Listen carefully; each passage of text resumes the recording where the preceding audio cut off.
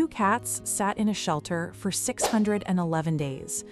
38 people walked past their cage. 38 people said the same thing. Cats don't really bond, cats don't really love, cats only stay for the food. Then one woman took both of them home, and what they did at 11:47 on a Tuesday night while she sat at her piano proved every single one of those 38 people wrong. Iris Caldwell is 33, a piano teacher and living alone in a narrow brick house in Newton, Massachusetts that only held a sound when she filled it with one. She taught children's scales 5 days a week, came home to rooms that echoed, and played for no one but the walls every single night. She had studied at a conservatory once, performed on a real stage at 22, and then, the year her father died, she packed her recital dresses into a box and never opened it again. For 6 years, she had taught other people's children their scales, 27 of them now, every week, and saved the real music for a house with no one in it. She didn't need a cat. At least, that's what she told herself at 9 p.m., eating dinner over the kitchen sink so the silence wouldn't sit across from her. On a wet Thursday in November, Iris stopped by the Newton Animal Shelter to drop off a bag of old towels. She wasn't planning to adopt. A house that quiet had started to feel like a habit she didn't want to break. But the second she passed cage 9, she stopped walking. Inside sat 2 cats, pressed together in the back corner like they were holding each other up. One was a gray and white tabby, broad-faced and serious, who watched her without blinking. The other was a calico, orange, white, and gray in uneven patches, with one ear that folded at the tip. Otis was 7 years old, 13 pounds, with a notch in one ear and the patience of something that had waited a long time. Mabel was 5, barely 8 pounds, and carried herself like she weighed 80. A shelter volunteer named Dana stepped up beside her. "That's Otis and Mabel," she said. 611 days. They're bonded. They won't eat if you split them up, so they come as a pair. 38 people have asked about them. Every single one wanted just one, or wanted a kitten, or heard cats don't really attach to people anyway. So they're still here.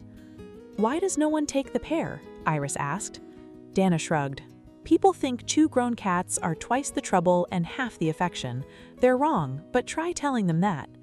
Iris crouched down.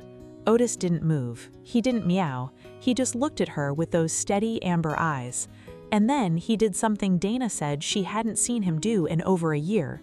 He stood, walked to the front of the cage, and reached one paw through the bars, slow, deliberate, and rested it against the back of Iris's hand, not grabbing, just touching, like a question. Iris signed the adoption papers 30 minutes later, for both. The first 72 hours were chaos. Otis knocked a vase off the mantel within the first hour. Mabel discovered the top of the refrigerator and refused to come down for a full day. By that first night, both of them had decided the piano bench was theirs, and Iris could share it only if she asked nicely. She didn't ask nicely. She moved them anyway. They came right back. By the end of the first week, Otis had claimed the left half of the piano bench, Mabel had claimed the top of the upright, and Iris had quietly bought a second water bowl, a third scratching post, and 14 cans of the food the shelter said they liked. But here's what those 38 people never stayed long enough to learn. Cats don't love loudly. They love in proximity, in the choice to be in the same room, on the same bench, against the same shoulder. And Otis and Mabel had chosen Iris before she ever signed a thing. Then the comments started, the way they always do. Her sister laughed. "2 cats, Iris? You're 33, that's how it starts." A coworker told her cats only tolerate people for the can opener. Even her own mother said, gently, that cats aren't really companions, not the way a dog is. Everyone said a version of the same thing. They'll never really love you back. Iris stopped arguing. She just played piano instead. And that was when she discovered the thing the camera would later catch. The moment she sat down and lifted the lid, both cats came, every single time. Otis would climb into her lap, turn twice, and press the top of his head against the center of her chest while she played. Mabel would leap onto the piano itself, settle beside the music stand, and, this was the part no one believed until they saw it, tip her head back and yowl softly along with the high notes, like she was singing the part Iris's right hand couldn't reach. Otis had a ritual too.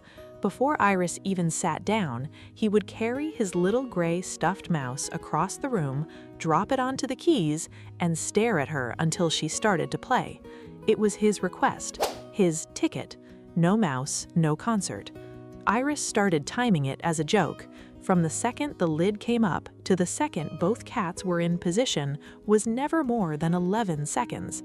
I can see you're still here, but you haven't subscribed yet.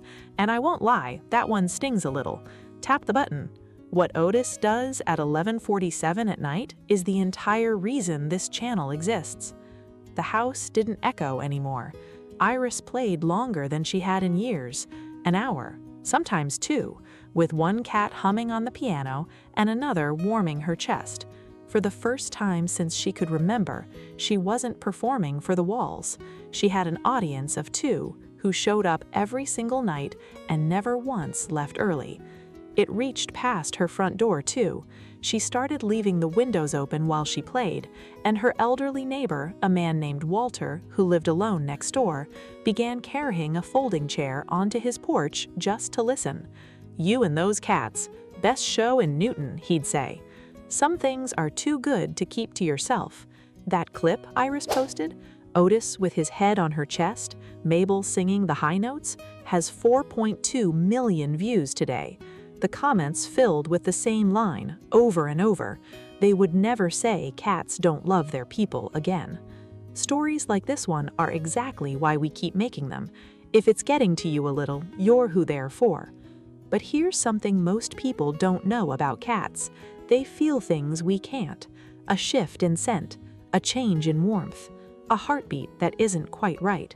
And for weeks, Iris had been brushing off something she should have noticed because Otis had started pressing harder, climbing onto her chest mid-song, pawing at the same spot over and over. Some nights, he refused to let her keep playing at all, planting himself against her sternum until she stopped. She thought he was just being needy. She had no idea he was trying to tell her something. The night that changed everything came in February. It was 11:47 p.m. Iris was alone, playing a slow nocturne she had loved since she was a girl. Otis was in her lap, and halfway through the second page, he came apart. He climbed straight up her chest, yowling, loud, frantic, nothing like his soft piano hum, and pressed both front paws against her sternum, refusing to move, refusing to let her play another note. Mabel shot off the piano and began crying at the front door, scratching at it, throwing her whole body against the wood. Iris pulled her hands off the keys to calm him, and that was when she felt it. Her heart wasn't beating right. It was fluttering, then racing, then stumbling, like a song played in the wrong order. The room tilted. Her vision went gray at the edges. She got her phone and dialed 911 with shaking hands, sliding to the floor as the operator answered. Otis never left her chest. Mabel never stopped screaming at that door, loud enough that Walter, next door, heard it through the wall and stepped onto his porch.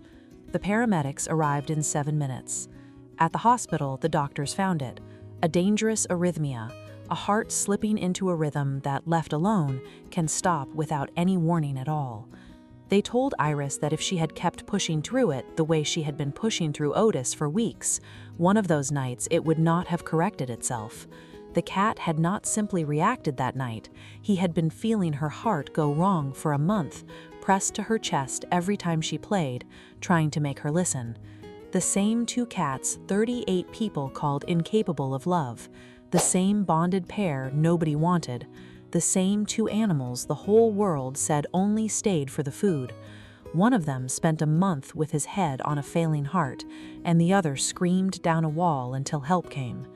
Today, Iris has a small device under her collarbone that keeps her heart in rhythm. She is playing again, really playing, the way she did before the house went quiet. Otis still drops his stuffed mouse on the keys before every session. Mabel still sings the high notes.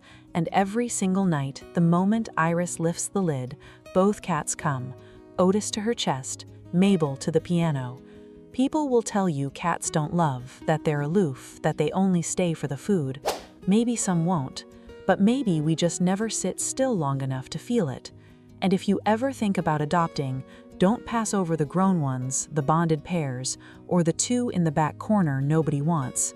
38 people looked at 2 cats and saw something not worth taking home. One woman looked at the very same pair and heard a song. Would you have taken the 2 cats nobody wanted, or walked past cage 9 like the other 38? Tell me in the comments.